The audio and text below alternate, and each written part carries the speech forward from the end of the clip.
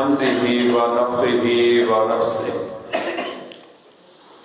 या अय्युहल्लज़ीना आमनू अतीउल्लाह व अतीउर रसूल वला तुब्तिलू आमालकुम।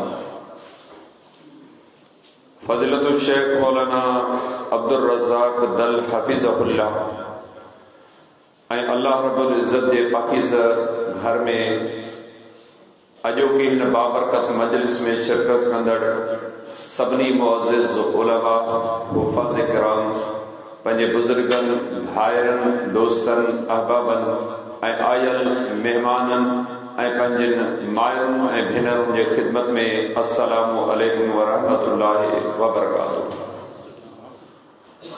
मूंखां अॻु असांजे फाज़िल दोस्त ऐं असांजे उस्ताद मुरब्बी मोहसिन अल्लामा सैयद बदिउद्दीन शाह राशिदी रहमहुल्लाह जे शहर जंहिंखे आऊं मोहब्बत मां मदीनतुल इल्म चवां थो, सईदाबाद इल्म जो शहर आहे। ही उन शहर सां ताल्लुक़ रखंदड़ शख़्स हो।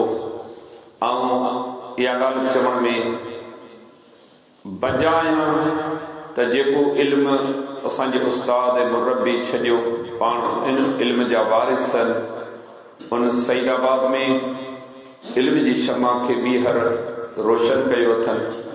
सन 2014 ईस्वी खां वठी हिन वक़्त ताईं इन शहर आलिमनि जी खेप रवानी करणु शुरू कई आहे। अल्लाह रब्बुल इज़्ज़त जी तौफ़ीक़ जी रहमत सां 8 मार्च ते इन अज़ीम इदारे जी ॿी खेप 9 आलिमनि जी सूरत में रवानी थियण वारी आहे इंशाअल्लाह। तव्हां सभिनी खे इन तक़रीब में शिरकत जी दावत साईं जन ॾेई चुका आहिनि ऐं तव्हां सभिनी खे पारत करियां थो। साईं अब्दुल रज़्ज़ाक़ दल हफ़िज़हुल्लाह जी तव्हां सभिनी खे पारत हुजे। ढेगाणो जमाली जा दोस्त असांजा मुहिब आहिनि, दोस्त आहिनि ऐं साईं जो क़दुरु ऐं क़ीमत ॼाणनि था। ऐं आउं शुक्र थो करियां त कॾहिं बि साईं हितां ख़ुशि थियण खां सवाइ कोन मोटियो आहे। शाल मुंहिंजो रब अव्हां खे इन अहसान ऐं थोरे जा इवज़ ॾे। असीं त दुआउनि खां सवाइ बि तव्हांखे छा था ॾेई सघूं। शाल रब करे सदा ख़ुशि ऐं आबाद। क़ुरान करीम जी हिकु आयत मुबारका अल्लाह ताला जी तौफ़ीक़ उन जी रहमत ऐं महिरबानी साम्हूं तव्हांजे साम्हूं तिलावत कई आहे। उनमें अल्लाह रब्बुल इज़्ज़त ईमान वारनि माननि सां मुखातिब थींदे हिकु अज़ीम तरीन नसीहत करणु फरमाई आहे। हर माण्हू खे न, हर इंसान खे न, जंहिं बि माण्हू वटि ईमान जी दौलत मौजूद आहे, मोमिन जूं ख़सलतूं खूबियूं मंजस मौजूद आहिनि, जिन निशाननि अलामतुनि अमलनि जे ज़रिए हिकु मोमिन जी सुञाणप थिए, जंहिं वटि अमल सालिह जो वखर वाफर मिक़दार में मौजूद आहे, दुनिया क़बर आख़िरत में पंहिंजे पालनहार खे मुंहुं ॾेखारण जी उन जेका मेहनत कोशिश कई आहे, अल्लाह रब्बुल इज़्ज़त उन सां सिधी तरह मुखातिब थींदे फरमायो, या अय्युहल्लज़ीना आमनू। पहिरीं ही आयत मुबारका दर्स ॾे थी असां उन मयार कसवटी पैमाने ते पूरो लहण जे लाइक़ आहियूं। जेकॾहिं आहियूं त पोइ इहा अॻी ख़बर असांजे लाइ तमामु वॾी फ़ाइदेमंद आहे। अल्लाह ताला ख़ैर ख़ाही कंदे इरशाद फरमायो, ऐं हिन दुनिया में अल्लाह खां वधीक ॿियो केरु भला असांजो ख़ैर ख़ाह थी सघे थो। अल्लाह रब्बुल इज़्ज़त क़ुरान मजीद में फरमायो, अल्लाहु वलियुल लज़ीना आमनू युख़रिजुहुम मिनज़-ज़ुल्माति इलन-नूर। अल्लाह वली मददगार दोस्त रफ़ीक साथी आहे उन्हनि माण्हुनि जो जेके ईमान जी दौलत सां नवाज़ियल आहिनि। गुमराही, शिरक, कुफ्र, बिदत, नाफरमानी, गुनाहनि ऐं नाफरमाननि मां ॿाहिरि कढी इस्लाम जे सिधे सही रस्ते, नूर वारे रस्ते ते उन्हनि खे हलण में मदद करे थो। हिन खां मथे बि ख़ैर खाई भला बि कहिड़ी थी सघे थी। उहो मुंहिंजो रब असांजी तव्हांजी ख़ैर खाही कंदे फरमाए थो, या अय्युहल्लज़ीना आमनू अतीउल्लाह व अतीउर रसूल वला तुब्तिलू आमालकुम। ऐं ईमान वारो चयो मञो, ताबेदारी करियो, पैरवी करियो, सभ खां पहिरियों अल्लाह जी, हिन पूरी कायनात में सब खां पहिरियों वधीक सभिनी खां वज़नी भारी हक़ सां ते अल्लाह जो आहे। अल्लाह रब्बुल इज़्ज़त असांखे हुकुम फरमाए त मुंहिंजी ताबेदारी करियो। अल्लाह रब्बुल इज़्ज़त छा मोकिलियो आहे?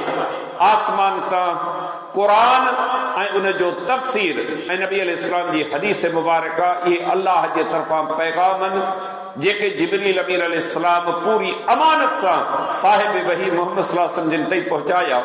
अल्लाह ताला फरमायो मुंहिंजी ताबेदारी पैरवी करियो ऐं उन खां पोइ पैरवी करियो, ताबेदारी करियो, चयो वठो रसूल यानी मोहम्मद सल्लल्लाहु अलैहि वसल्लम जो। छाजे लाइ? जो इहो रसूल मूं पंहिंजे अमर ऐं हुक्म सां तव्हां ॾे मोकिलियो आहे, पंहिंजी मर्ज़ी सां कोन आयो आहे, पंहिंजी मर्ज़ी सां कोन थो ॻाल्हाए। वमा यंतिकु अनिल हवा इन हुवा इल्ला वहयुन यूहा। ऐं मुंहिंजो रसूल सल्लल्लाहु अलैहि वसल्लम पंहिंजी सद, पंहिंजी ख़्वाहिश, पंहिंजी वणत ज़रूरत तहत कोन थो ॻाल्हाए। उहो अखर ज़बान मां ॿाहिरि कढे थो जेको खेसां वही करियां थो। लिहाज़ा पैगंबर जेकी तव्हांखे ॿुधाए थो अल्लाह जो अमर आहे, पैगंबर जी पंहिंजी मर्ज़ी कान्हे का। अल्लाह ताला फरमायो जेकॾहिं तव्हांजो अमल अल्लाह जी तालीम ऐं रसूल जी तालीम जे उबतर आहे त पोइ यादि रखो तव्हांजो अमल बर्बाद आहे, बेकार आहे, बेसूद आहे, बातिल आहे, बेनफ़ा आहे। इन में कंहिं बि क़िस्म जो तव्हांखे फ़ाइदो कोन पहुचंदो। अल्लाह ताला फरमाए थो तव्हीं अमल करियो था। अमल करण को सवलो कोन्हे, जेतोणीकि फितननि जो दौर आहे, नाफरमानी जो दौर आहे, गुनाहनि जो दौर आहे, बेअमली जो दौर आहे, पर तव्हांखे वरी बि मस्जिद में अल्लाह जे साम्हूं क़याम रुकू सजदा कंदड़ माण्हू नज़र अचनि था। रमज़ान मुबारक जो महीनो अचे थो, अव्हांखे पिर पुटे खां वठी सिज लहण ताईं उञ ऐं बुख काटे रोदे रखण वारा हज़ारनि लखनि जे तादाद में माण्हू मिलनि था।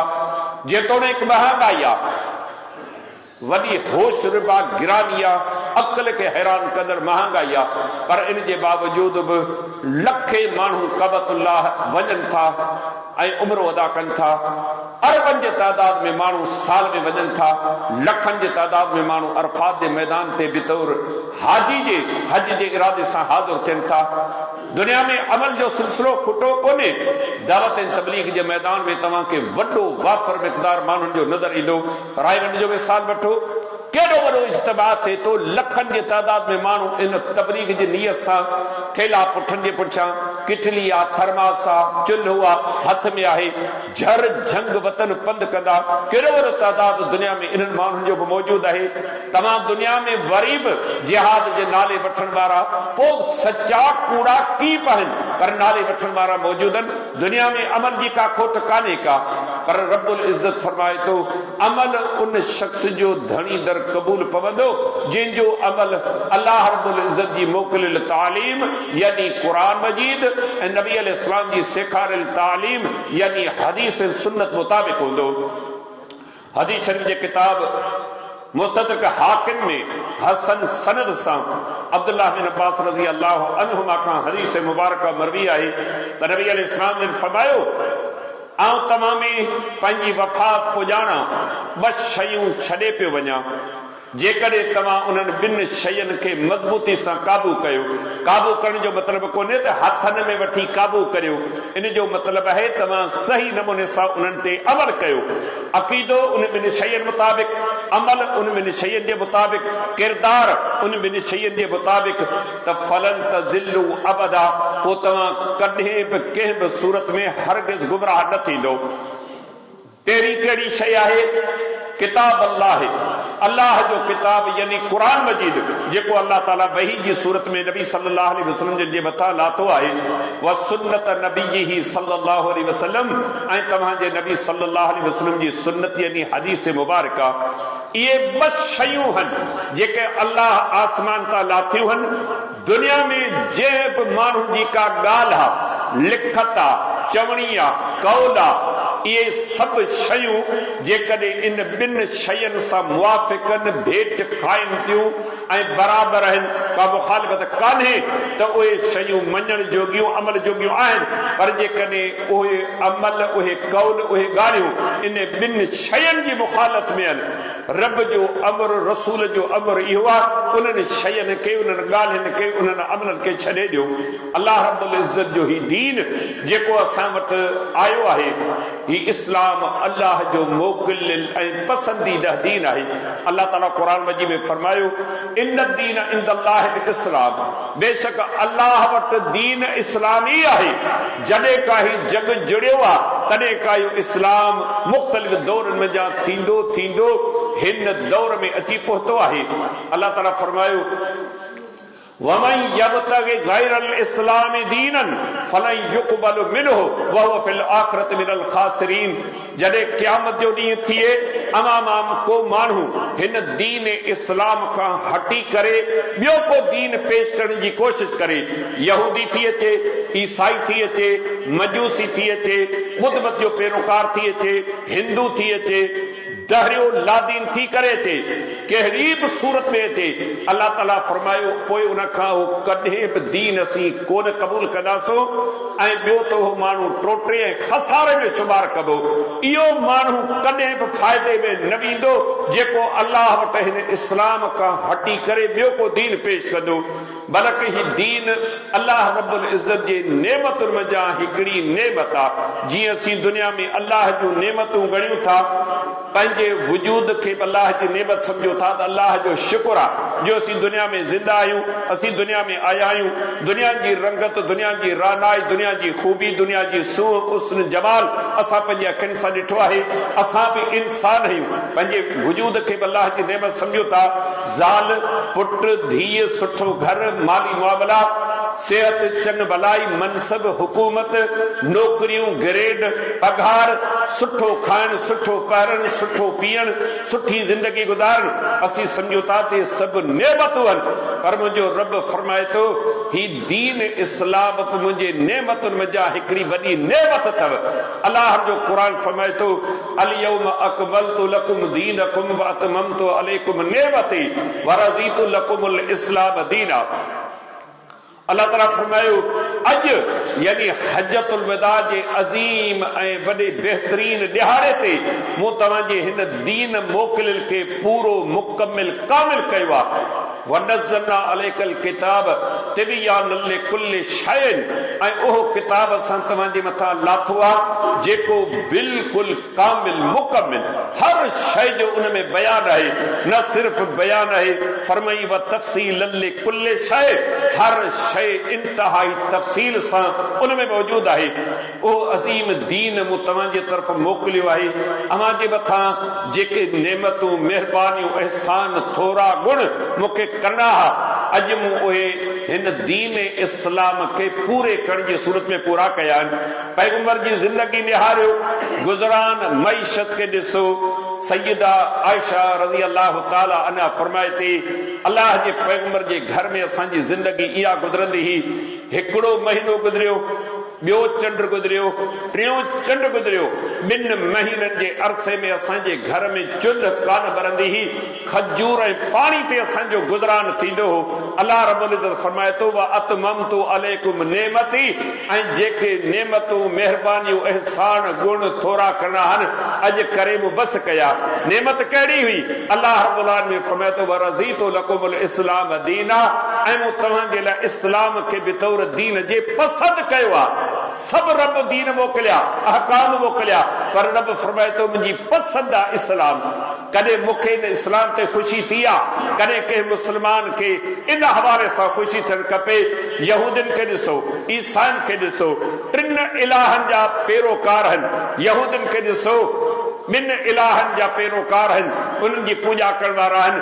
हिंदू घणा किरोड़ आहिनि जिन जी इबादत कनि था। तमाम मुशरिकन के ॾिसो कीअं रब सां शिरक कनि था। उन्हनि जे मुक़ाबले में असीं मुस्लमान अल्लाह जो शुक्र अदा करियूं त रब असांखे बहितरीन ऐं पंहिंजो पसंदि कयल दीन ॾिनो आहे। अल्लाह ताला फरमायो इहो मुंहिंजो दीन अथव, इन दीन जी हिफ़ाज़त ऐं संभाल कजो ऐं ही दीन मुंहिंजो एॾो नाज़ुक अथव, एॾो हसास अथव, रती बराबर बि मुंहिंजे हिन दीन में गुंजाइश ॿाहिरी शइ जी कान अथव। मता तव्हीं पंहिंजी मर्ज़ी, पंहिंजी वणत, पंहिंजी सद, पंहिंजी ख़्वाहिश, पंहिंजे रस्मुनि, पंहिंजे रवाजनि खे मुंहिंजे हिन ख़ालिस दीन में शामिल करियो। जी न, उन्हनि खे पाण ते महदूद रखो। मुंहिंजो ही दीन क़ुरान हदीस जी सूरत में तव्हां ते मोकिलियो वियो आहे, लिहाज़ा इन जो हद दर्जे जो लिहाज़ ऐं ख़्याल रखो। अल्लाह जे पैगंबर सल्लल्लाहु अलैहि वसल्लम जिन जी हदीस मुबारका सही बुखारी में सैयदना अब्दुल्लाह बिन अब्बास रज़ी अल्लाहु अन्हुमा का मरवी आहे। पाण फरमायूं टे शख्स अहिड़ा आहिनि जिन सां अल्लाह बुग़्ज़ रखे थो, नफ़रत करे थो, उन्हनि ते कावड़ेला, उन्हनि खां नाराज़ आहे, उन्हनि खां ख़ुशि कोन्हे। उन्हनि में हिकिड़े माण्हू जो ज़िक्र फरमायूं व मुबतगिन सुन्न फिल इस्लाम सुन्नतल जाहिलिया।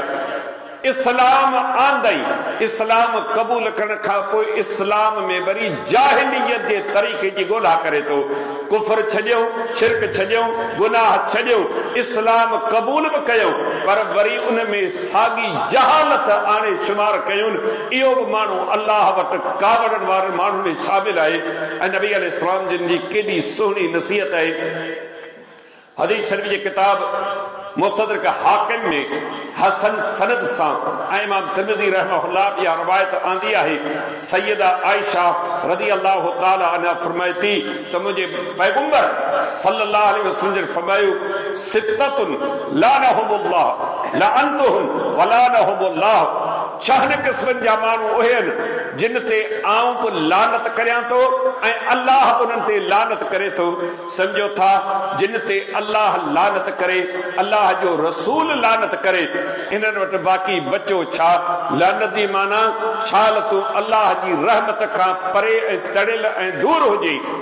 उन्हनि में जा हिकिड़े माण्हू जो ज़िक्र कंदे फरमायूं व तारिकु लिसुन्नती, ऐं मुंहिंजी सुन्नत, मुंहिंजी वाट, मुंहिंजे रस्ते जो छॾींदड़, ॼाणी बाणी, ग़लती बि शइ आहे, भुल बि शइ आहे, वेसर बि शइ आहे ऐं ग़लत फहमी बि शइ आहे, पर ख़बर पथसि ही अल्लाह जे रसूल जी सुन्नत आहे, अल्लाह जे पैगंबर जो तरीक़ो आहे।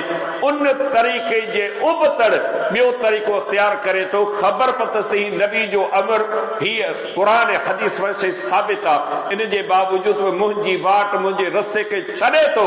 फरमायूं त इन ते मुंहिंजी बि लानत आहे, अल्लाह रब्बुल इज़्ज़त जी बि लानत आहे। त ही चंद नसीहतूं मूंखे दरस ॾियनि थियूं, अव्हां खे बि दरस ॾियनि थियूं। ही दीन वॾो नाज़ुक आहे, वॾो हसास आहे।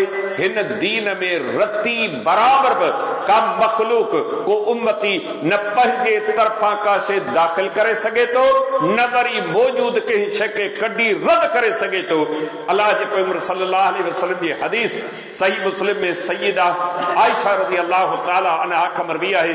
पाण इरशाद फरमायो मन अहदस फी अमरिना हाज़ा मा लैस मिन्हु फहुव रद्दुन व फी रवायतन मन अमिल अमलन लैस अलैहि अमरुना फहुव रद्दुन।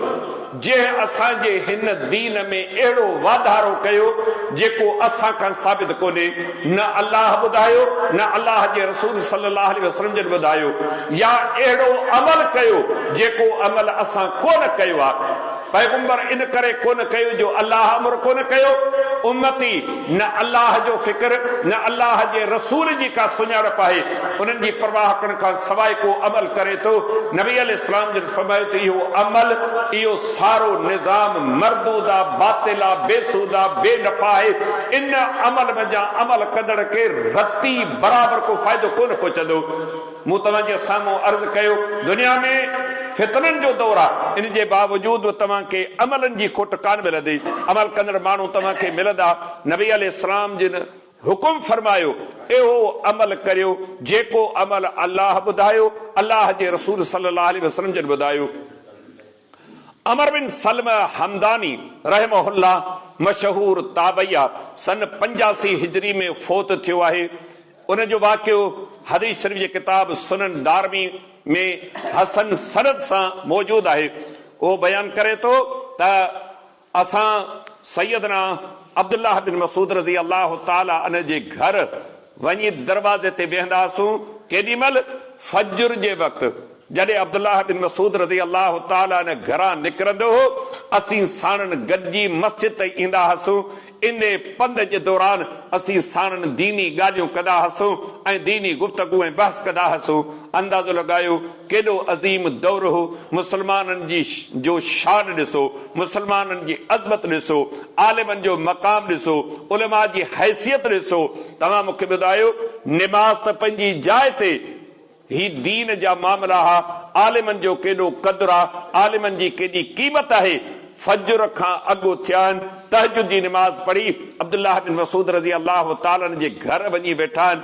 अचो पंहिंजे पाण खां सवाल करियूं, असांजे विच में इल्म वारा रहनि था, क़ुरान जा हाफ़िज़ आलिम जेके मुसल्ले ते बीहनि, मिंबर ते बीह असांखे नसीहतूं कनि, हलाल ऐं हराम, जाइज़ ऐं नाजाइज़, ग़लत ऐं सही जी असांखे तालीम ॾियनि, असांजे नियाणियुनि जा निकाह पढ़ी रिश्ता असांजे लाइ हलाल कनि, तरके वरसे जे मामले में असांजी रहनुमाई ऐं रहबरी कनि। उन्हनि लाइ इज़त केतिरी आहे, उन्हनि लाइ जीअ में केतिरी जाइ आहे, उन्हनि जे लाइ ताउन जा हथ केतिरा डिघा आहिनि, उन्हनि सां मोहबत केतिरी आहे, दुख सुख में उन्हनि खे पाण केतिरो शरीक करियूं था। हिकु हिकु माण्हू वेही करे हिन नुक़्ते ते थोरो गौर करे।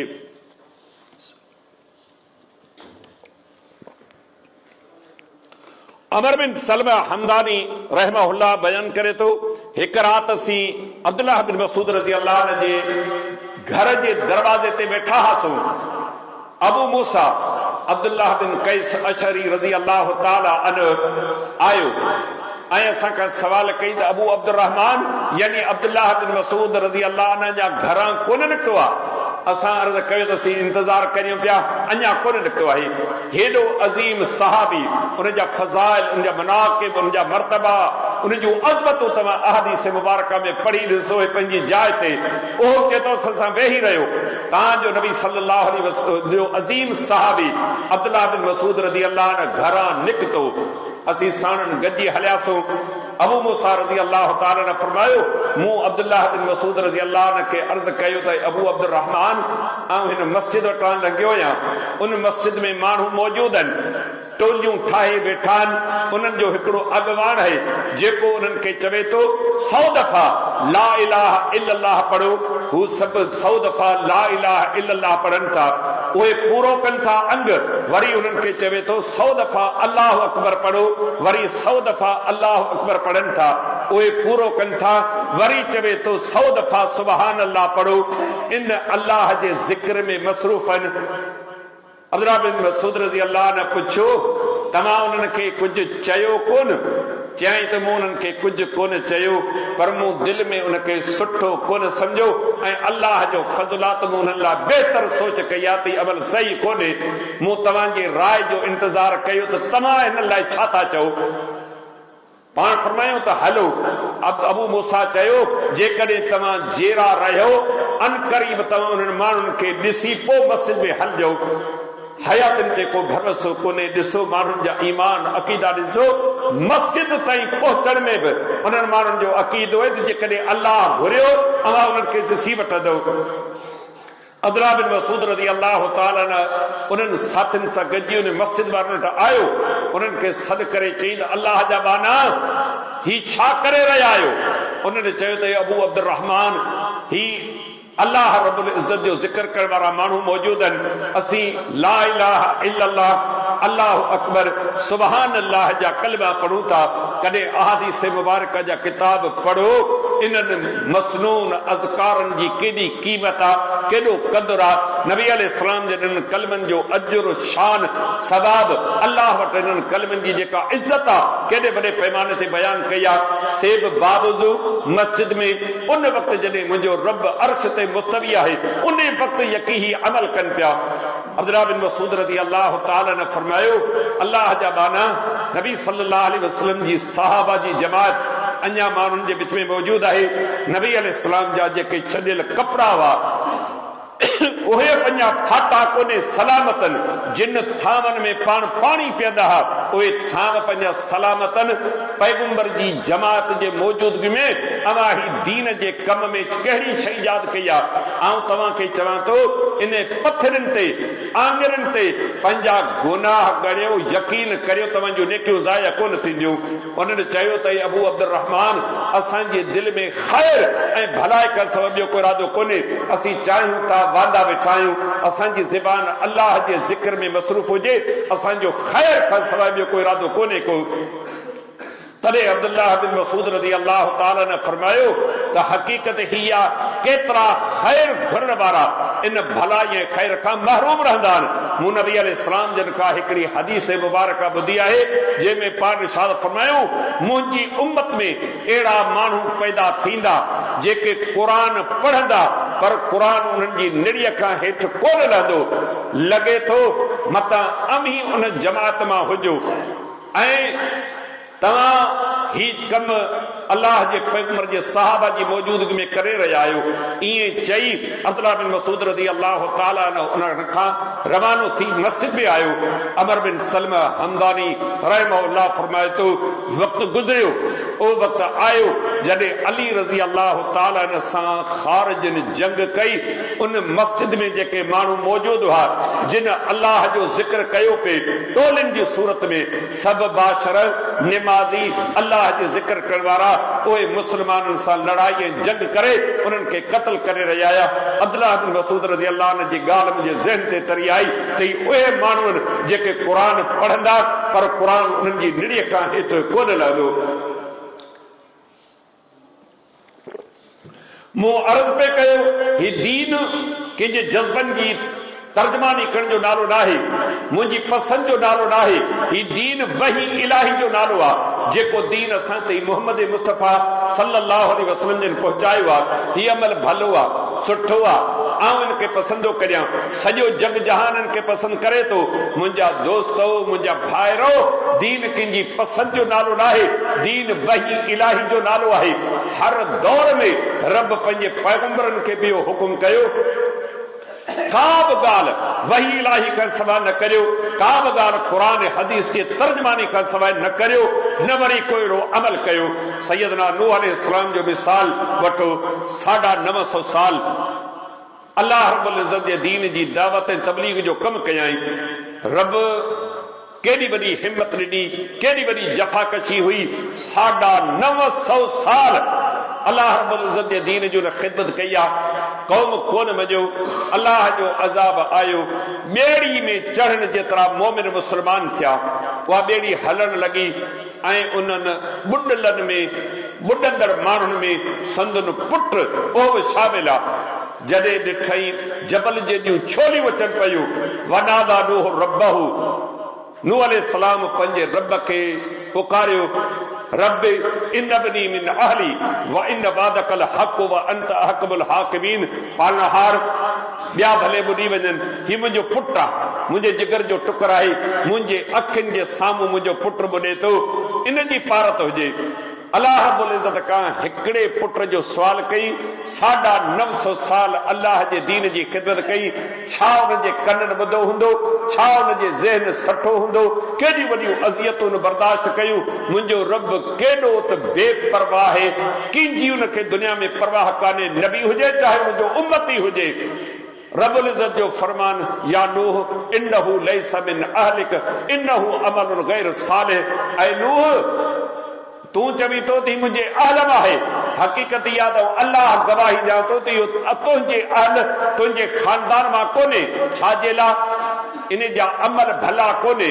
रब जी नाफ़रमानी, तू रसूल है, तुंहिंजी नाफ़रमानी कई अथसि, वही जी नाफ़रमानी कई अथसि, लिहाज़ा इहो तुंहिंजे अहल मां कोन्हे। इहे त ॻाल्हियूं पंहिंजी जाइ ते, पर आऊं तोखां रब सवाल करियां थो, तूं वही जो साहिब आई, तो वटि हर मामले में वही अचे थो, तो मूंखां पुछण जी ज़हमत गवारा कई त हिन ॿुॾंदड़ पुट जे लाइ दुआ घुरी सघां थो या न? इहा शइ तो मूंखां छो कान पुछी? ॾिसो मुंहिंजो रब केॾो त बेपरवाह आहे। ही दीन कंहिंजी पसंद ज़रूरत घुर्ज जो मामलो कोन्हे। हर मामले में वही इलाही जी तालीम खे अखियुनि जे साम्हूं रखणु खपे। सैयदना नूह अलैहिस्सलाम रब जो इहो फरमान ॿुधी हुकुम इहो थियो फला तसअल मा लैसा लक बिही इल्म इन्नी अइज़ुक अन तकून मिनल जाहिलीन। पोइ जे मसले जो तोखे इल्म कोन्हे तू रब जे तरफां वही जो इंतजार कर। मुंहिंजा अल्लाह हिन मसले में आऊं छा करियां, ज़बान मां को गुफ़्तो कढां, अमल करियां, अॻिते वधां, पोइते हटां, बीहां, छा करियां। मुंहिंजा रब मुंहिंजी रहनुमाई रहबरी कर। पोइ तो इन मसले में जंहिंमें तोखे इल्म कोन्हे न सवाल बि न कंदो कर। क़बूल त पंहिंजी जाइ ते, पर मूंखां सवाल बि न कर। ऐं तोखे नसीहत करियां थो अॻिते जे लाइ, जेकॾहिं बिना वही जे, बिना सम्झाइण जे, बिना दलील जे, बिना मुंहिंजी रहनुमाई रहबरी हुक्म जे तो मूंखां को सवाल कयो न, केॾा सख़्त लफ़्ज़न अन तकून मिनल जाहिलीन। पोइ तूं नबियुनि मां कोन हूंदे, तुंहिंजो शुमार जाहिलनि मां थींदो। छा था सम्झो मुंहिंजो रब केॾो बेपरवाह आहे। ही दीन का मज़ाक आहे, मस्खरी आहे।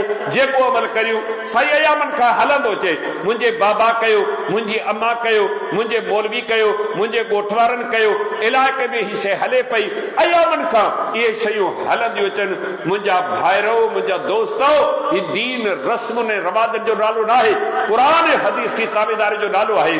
तव्हां ॿियनि अंबिया अलैहिस्सलाम खे छॾियो, जंहिं नबी ते मूं कलमो भरियो आहे, अवां बि कलमो भरियो आहे, ऐं तव्हां सभु पाण खे मुस्लमान चऊं था। उन अज़ीम नबी उन एहतियात के कीअं साम्हूं रखियो। हदीस शरीफ जे किताब सही मुस्लिम में किताब जनाइज़ में सैयदना अबू हुरैरा रज़ी अल्लाह ताला अन्हु खां हदीस मुबारका मरवी आहे। वो बयान करे तो ज़ार नबी सल्लल्लाहु अलैहि वसल्लम क़ब्र उम्मिही फबका व अबका मन हौलहु। चवे तो हिकु दफ़े जी ॻाल्हि आहे, नबी सल्लल्लाहु अलैहि वसल्लम जन पंहिंजे अमर जी क़ब्र ते आया ऐं रोई पिया। संदन चौधारी जेका जमात साहबा रिज़वानुल्लाह अलैहिम अजमईन जी ही न, उन्हनि जे पखनि में पाणी अची वियो, उहे बि रोई पिया। उन्हनि अर्ज़ कयो त तव्हांखे कहिड़ी शइ रोआड़ियो आहे। पाण फरमायो इस्तअज़न तो रब्बी अन अस्तग़फिरह। मूं पंहिंजे पालनहार खे अर्ज़ कयो, मुंहिंजा मालिक मूंखे मोकल ॾे ऐं पंहिंजे माउ जे लाइ बख़्शिश जी दुआ घुरां। छो मोकल घुरियऊं? नूह अलैहिस्सलाम जो वाक़ियो संदन अखियुनि जे साम्हूं हो त नूह अलैहिस्सलाम पंहिंजे पुट लाइ मोकल कान घुरी। अल्लाह रब्बुल इज़्ज़त नसीहत कई, तंबीह कई, आईंदा इहे न कर, न त तूं जाहिल मां शुमार कयो वेंदे। दुआ कंहिंजे लाइ थो घुरे? पंहिंजी अमर जे लाइ। केर थो घुरे? मोहम्मद मुस्तफ़ा सल्लल्लाहु अलैहि वसल्लम बख़्शिश जी दुआ घुरे थो। मुंहिंजे रब मूंखे मना कई त तूं पंहिंजे माउ जे लाइ बख़्शिश जी दुआ नथो घुरी सघी। पोइ मूं वरी अर्ज़ कयो, भला ठली क़ब्र जी ज़ियारत वञी करियां? अल्लाह रब्बुल आलमीन फरमायो त हा, ठली क़ब्र जी ज़ियारत कर, पर इन जे लाइ हथ राखणी, बख़्शिश जी दुआ न घुरंदो कर। पोइ फरमायो आउं बि तव्हांखे अमर कयां थो त तव्हां क़ब्रस्तान ते वञो, उन्हनि जी वञी ज़ियारत करियो। इहो तव्हांखे मौत यादि ॾियारीनि थियूं क़ब्रूं। तव्हां अंदाज़ो लॻायो मुंहिंजो रब केॾो बेपरवाह आहे। ख़ातमुन नबीयीन, साहिब वही, साहिब क़ुरान, अल्लाह रब्बुल इज़्ज़त का परवाह कान कई। केॾो मक़ाम मर्तबो आहे, पर मुंहिंजे रब अमर कयो त न, तुंहिंजी अमर, तुंहिंजो अबो जंहिं हाल में रब उन्हनि खे वधीक ॼाणे थो, तव्हां उन्हनि जी बख़्शिश जी दुआ न घुरो। अचो पंहिंजे पाण खां सवाल करियो, कहिड़नि माण्हुनि जे तॾे ते वेही असीं उन्हनि जे लाइ सुठा लफ़्ज़ ॻाल्हायूं था? कहिड़नि माण्हुनि जी निमाज़ जनाज़ा में शिरकत करियूं था? मुशरिक, बिदअती, बेअमल, बद किरदार, दुनिया जा पुॼारी, ख़बर न आहे कहिड़नि गुनाहनि में, गंदगियुनि में मुलविसन, असीं उन्हनि जी निमाज़ जनाज़ा में बि शरीक कयूं, उन्हनि लाइ हथ राखणी, धणियुनि खे ख़ुशि करे रहिया आहियूं। कॾहिं सोचियो अथऊं ही माण्हू जेको अबू बकर सिद्दीक़ खे गारियूं ॾे, जेको उमर फारूक जे शान में घटि वधि करे, जेको उस्मान साईं जे लाइ कहिड़ा ज़हरीला लफ़्ज़ इस्तेमाल करे, जेको साहबा रिज़वानुल्लाह अलैहिम अजमईन जे शान में बेअदबी गुस्ताखी करे, उन जी निमाज़ जनाज़ा, उन जे तॾे ते मौजूदगी, उन जे वारिसनि सां हथ राखणी असीं मफ़रत जी दुआ घुरूं था। कॾहिं को सोचियो अथव त संजो ईमान, संजो अक़ीदो इन शइ जी इजाज़त ॾिए थो? असां वटि इन शइ जी का गुंजाइश, का ज़रूरत का आहे? अल्लाह रब्बुल इज़्ज़त जो पैगंबर मुंहिंजे लाइ, तव्हांजे लाइ हिकु आइडियल कसमती पैमाने ऐं स्टैंडर्ड जी हैसियत रखे थो त ही दीन वही इलाही जो नालो आहे। अल्लाह रब्बुल इज़्ज़त क़ुरान ऐं हदीस जी सूरत में असांजे ही दीन मोकिलियो आहे। हर मोमिन मुस्लमान खे खपे इबादत जानी हुजे चाहे माली बली नंढी हुजे चाहे वॾी, ॾींहं में कई वञे या रात में, अकेलाई में कई वञे या माण्हुनि जे विच में कई वञे, नंढी हुजे चाहे वॾी, पर इबादत जो तरीक़ो, इबादत जो वक़्तु, इबादत जो मिक़दार मोहम्मद मुस्तफ़ा सल्लल्लाहु अलैहि वसल्लम जो सेखारियल सम्झायल बासनद सही हुजे। जेकॾहिं न त इहो अमल मर्दूदा बातिल आहे। इन शइ जे रब खे का टके जी परवाह कान्हे का। चंद मिसाल ऐं तव्हांजे साम्हूं अर्ज़ कंदो हलां। नबी सल्लल्लाहु अलैहि वसल्लम जिन सन 9 हिजरी में ऐलान फरमायो ऐं ईंदड़ साल यानी सन 10 हिजरी में हज करण जो इरादो रखां थो। इहो ऐलान जॾहिं माण्हुनि ॿुधो, माण्हुनि में ख़ुशी जी लहर डोड़ी वई। हदीस शरीफ़ जी किताब सही मुस्लिम में हज जे बाब में सैयदना जाबिर बिन अब्दुल्लाह रज़ी अल्लाह अन्हुमा जी एक डिगी हदीस मुबारका हजतुल विदा जे हवाले से मौजूद है। उनमें जाबिर रज़ी अल्लाह ताला ने फरमाए तो जॾहिं उहे ॾिहाड़ा आया फ़क़दिमल मदीनत बशरुन कसीरुन कुल्लुहुम यल्तमिस अन यतम बिरसूलिल्लाहि सल्लल्लाहु अलैहि वसल्लम व यामल बिस्ल अमलिही। चवे तो पोइ मदीने में ज़िलक़द जे 25 तारीख़ का यो सफ़र शुरू थियो। माण्हू अची गॾु थिया, तमाम घणा माण्हू। नज़र तो इला मद्दे बसरी बैन यदैहि मिन राकिबिन व माशिन अन यमीनिही मिस्ल ज़ालिक व अन यसारिही मिस्ल ज़ालिक व मिन खल्फिही मिस्ल ज़ालिक। जाबिर रज़ी अल्लाह ने फरमाए तो जेसी ताईं असांजी नज़र पई थियनि तेसि ताईं माण्हू ई माण्हू हा। अॻियां माण्हू, पुठियां माण्हू, सॼे माण्हू, खॿे माण्हू, माण्हू ई माण्हू हा। व रसूलुल्लाहि सल्लल्लाहु अलैहि वसल्लम बैन अज़हरिना ऐं रसूलुल्लाहि सल्लल्लाहु अलैहि वसल्लम असांजे विच में हुआ। वयामल मिस्ल अमलिही, जीअं पे पाण कयूं असां ईअं पे कयो। न ज़बान हुई, न ज़ाती सोच हुई, न कंहिंजी का हैसियत हुई। अबू बकर मौजूद आहे, उमर मौजूद आहे, उस्मान मौजूद आहे, अली मौजूद आहे, सहाबा रिज़वानुल्लाह अलैहिम अजमईन जी वॾी जमात मौजूद आहे। कंहिंजी नज़र किथे खुतल कान हुई, हिकु हिकु नज़र पैगंबर ते खुतल हुई।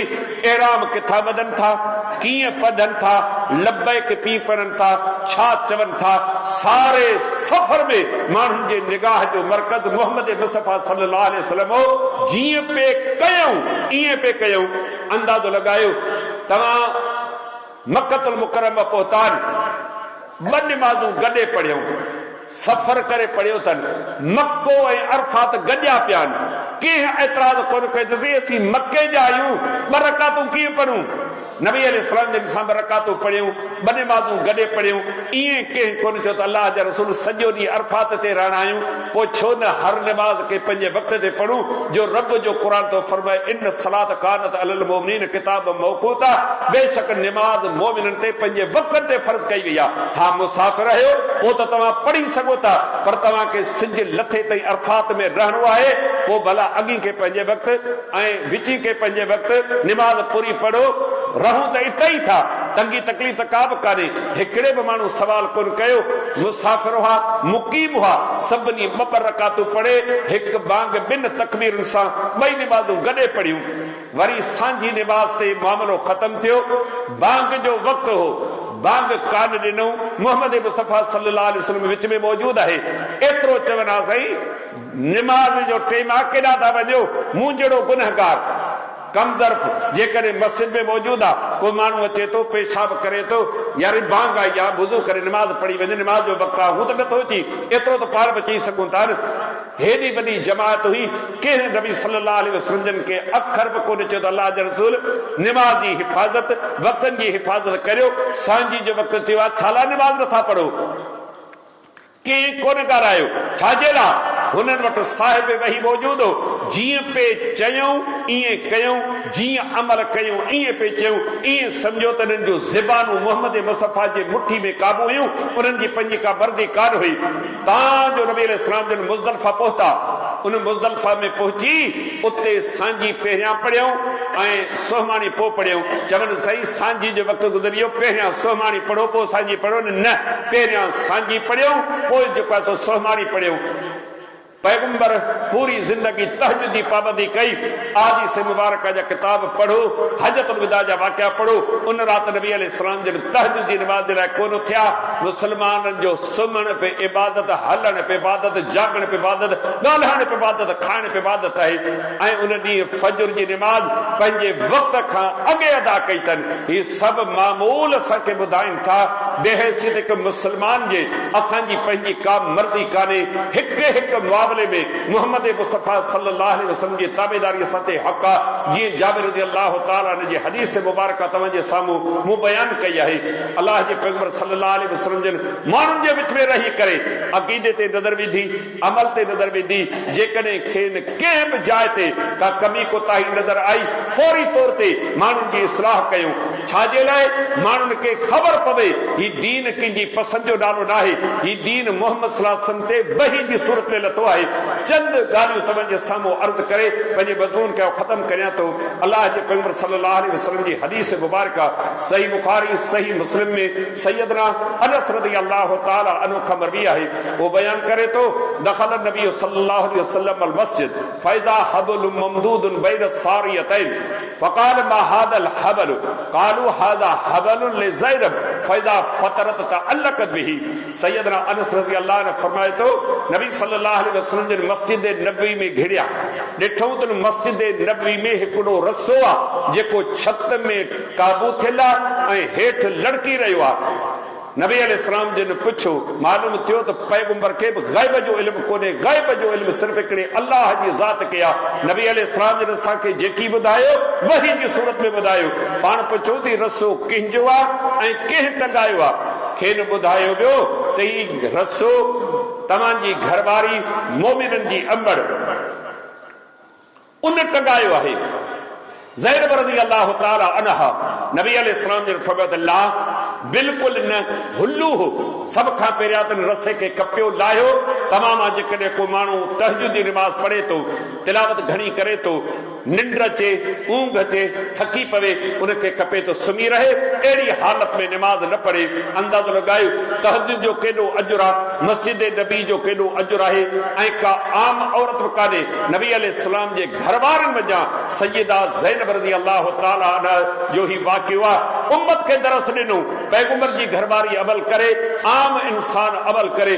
जेकॾहिं पैगंबर जी हदीस, पैगंबर जे तरीक़े जो उबतड़ा इहो अमल मरदूद आहे, बातिल आहे। कुझु बि इन अमल जी का हैसियत कान्हे का।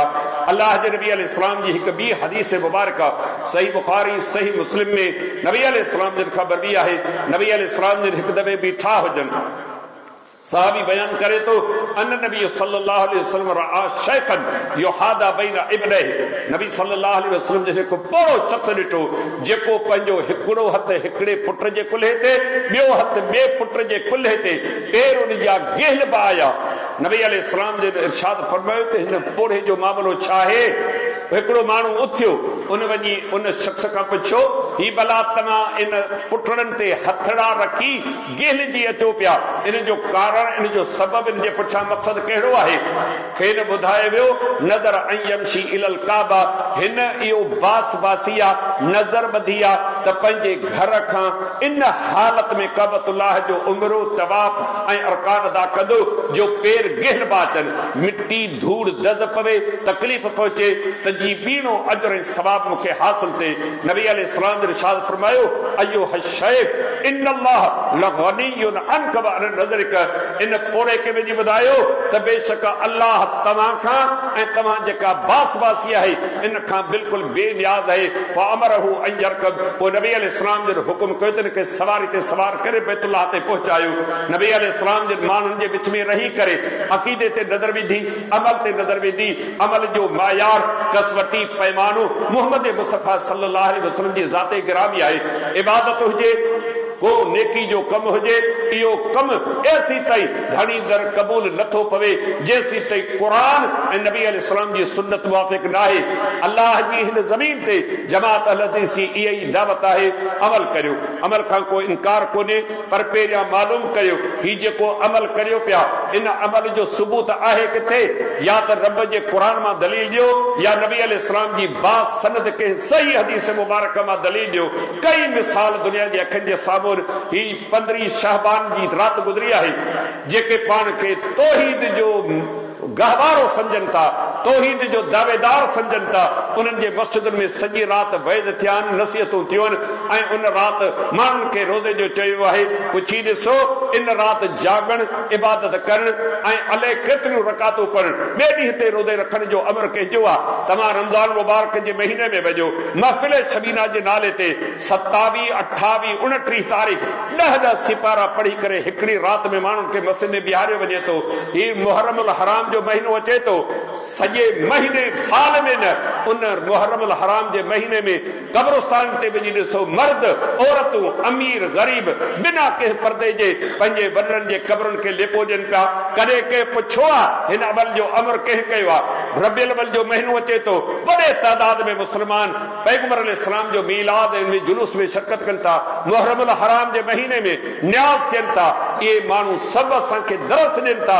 हिकु हिकु माण्हू खे खपे हर अमल में अल्लाह जी तालीम, अल्लाह जे रसूल मोहम्मद सल्लल्लाहु अलैहि वसल्लम जी तालीम खे साम्हूं रखी करे अमल करियो।